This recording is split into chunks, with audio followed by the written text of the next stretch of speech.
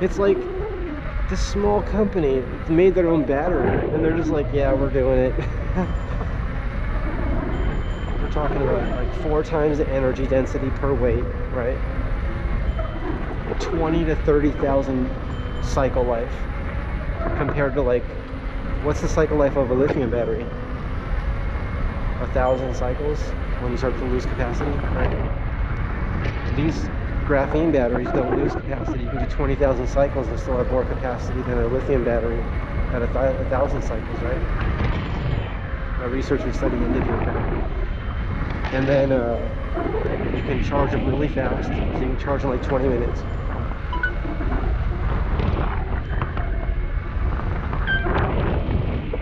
Okay, the Insta360 just said something. I don't know, I can't read it. It's probably full memory card though. If the GoPro has the larger memory card, I should put that memory card in the Insta360. That's what I should do.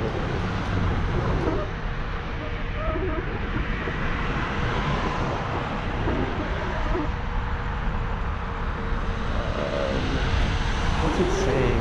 I can't read the screen from here, from this angle. I'm talking to the GoPro because the GoPro is still recording, but I cannot see the screen. It's saying something. Let's see if I bring it closer, if I can read it. Nope, can't read it. Let's see. There's a got it thing where I can say okay. I just don't know what other means. Okay, it turned off. I think it ran out of memory, because I think it said I had 1.5 hours to 2 hours of record time, and it's been that long. Now the GoPro can record for 8 hours, and I don't know if that's because the setting I chose, or because I have a much larger memory card in it, or both.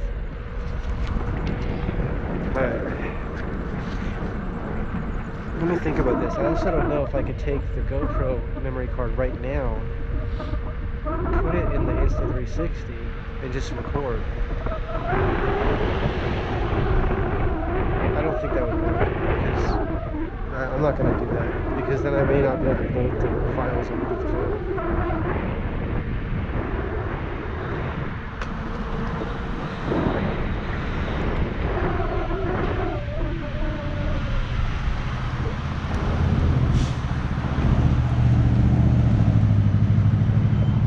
So I think I'll cover up the Insta360 camera, so it's not being used right now. I can cover it up. Cover up the screen,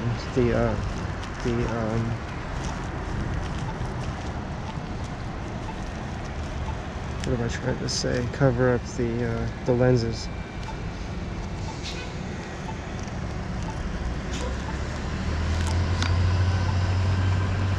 And I actually should just put the camera in the backpack, just in case I fall. It won't get damaged. I'm not even recording right now, right? I think I'll do that. Oh, I don't know if I'm gonna have time to cross right now. Let me try to.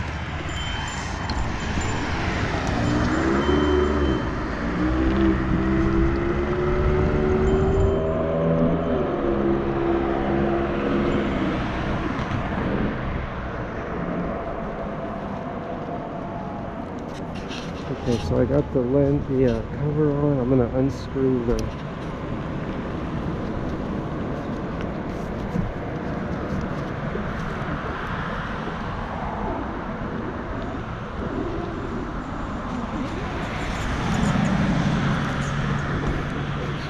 camera. I was waiting to. Okay, I unscrewed the camera. And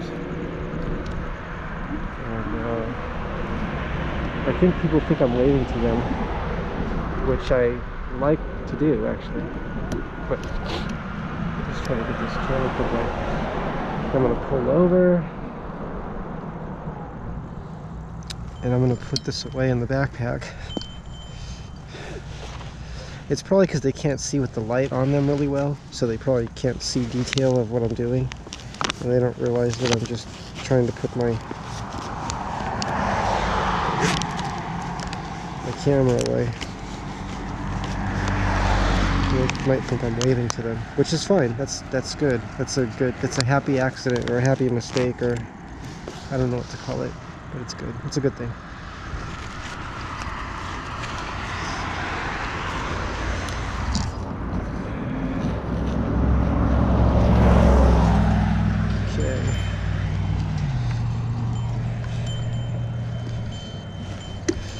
Well, I could practice my mounting.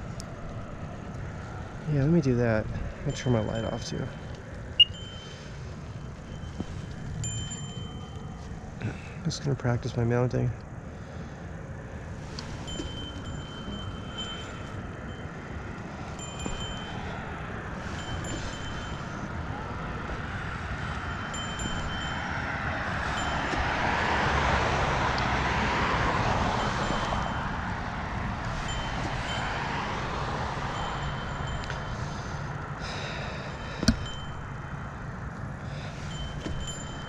The GoPro camera turned off so many times because I said the words, which I'm not going to say right now, but the words I used made it stop recording. I almost did it again because I just said the words. I think if I say made it turn off, I think that's okay.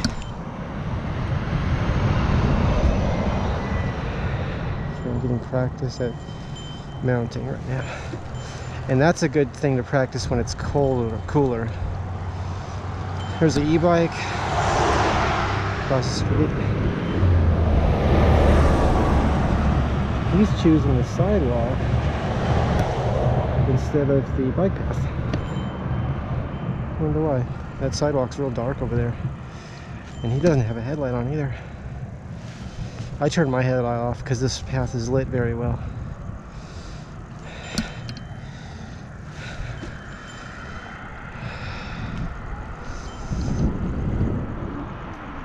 I definitely feel the strain on the left knee, but I think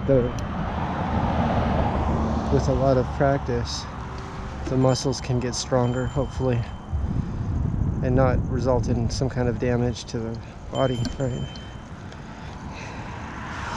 That's the balance between building muscles, like breaking the muscles down and building them, versus injury, right?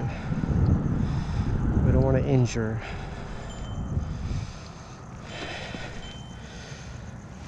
And that has to do with limitations, knowing the limits of your own body.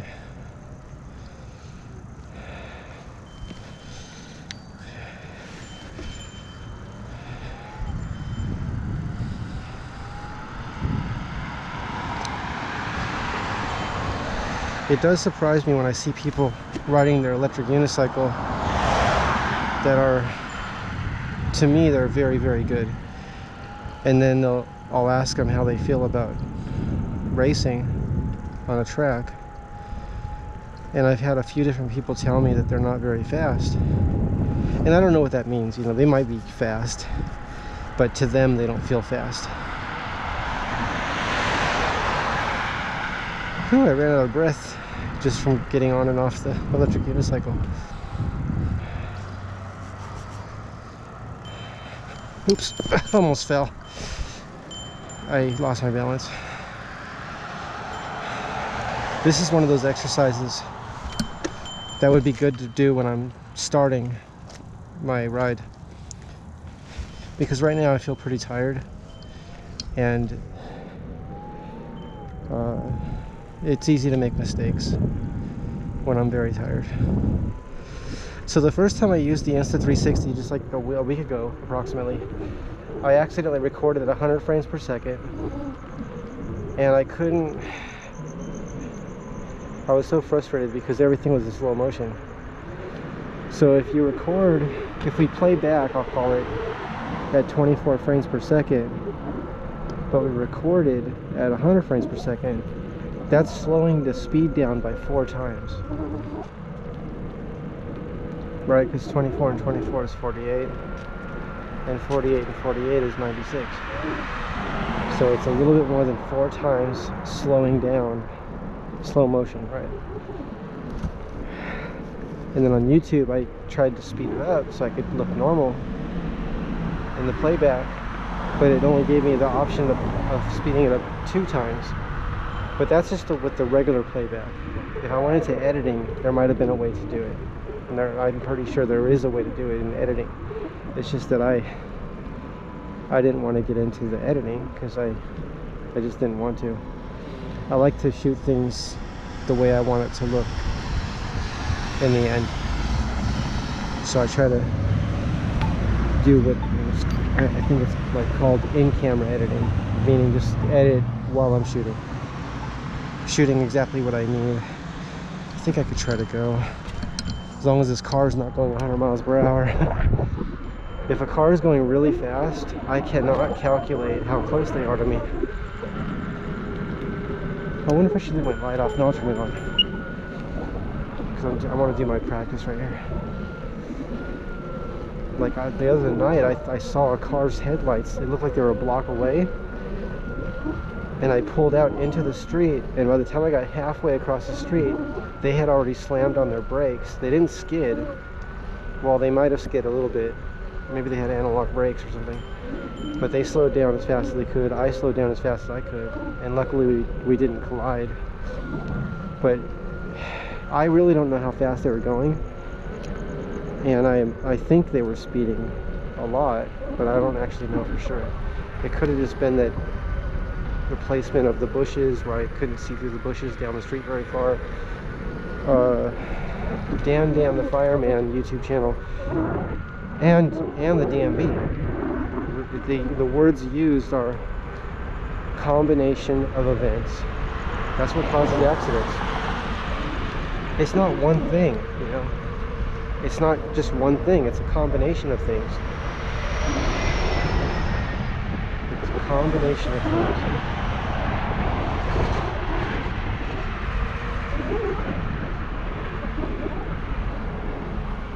So to me, practicing helps me to be safer for myself, and it also protects other people, because I don't want to make mistakes around people where I could be putting them in danger, right? So the better I am at riding is the safer everyone else is. And that applies to all vehicles, right? Like when we see people racing their cars on the street and running lights and just going really fast, that puts them at danger and other people in danger. And the best thing to do is to go to a racetrack, right? Because there's a lot of accidents, motor vehicle accidents every day. A lot.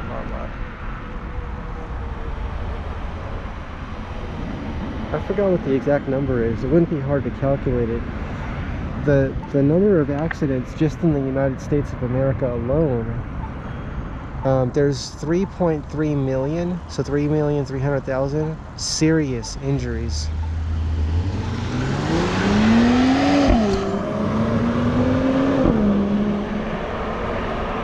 See, that's a new car, and I can't even breathe right now. Like, the exhaust smelled so bad. Like, it just gives me an instant headache. And you're not going to have that with electric, because you're not polluting the air right there where the car's driving. And even if the electricity came from coal, which is the dirtiest energy, even if all the electricity came from coal, the electric vehicle still pollutes half as much as the gas-powered car. So that's significant, right? That's big. Let me do my practice right here. Practice this. Practice my turns, my carving, right? Oh, I think I was talking about safety. So, and then when riding in groups, when I ride in groups, the better that my skills are, is the safer it is for other people that are riding in that group as well. Because I'm gonna have a greater chance of not crashing into them or avoiding crashing, right? Just the other day I was riding the electric unicycle in a group ride, and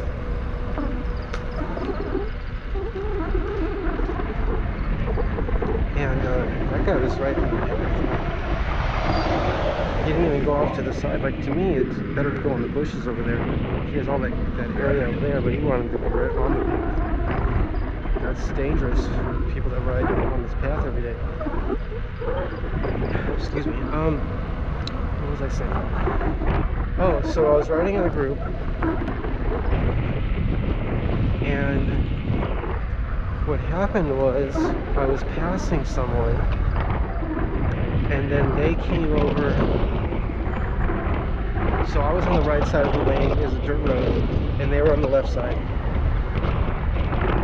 of a fire road. We'll call it a fire road, fire road.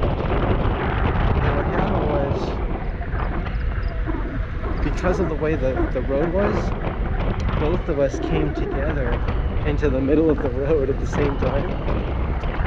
Because to the right was more rocky and to the left was more rocky, so we both went to the middle. And we kind of like, I don't know if we bumped into each other or almost bumped into each other, but we saw that we were coming together, which could have resulted in a crash. But it worked out because we saw each other, get real close, and then we went back away. And everything was okay. We were both said, whoa, like that. And then I apologized. My mistake. Choosing a bad time to pass, right? Because I was choosing to pass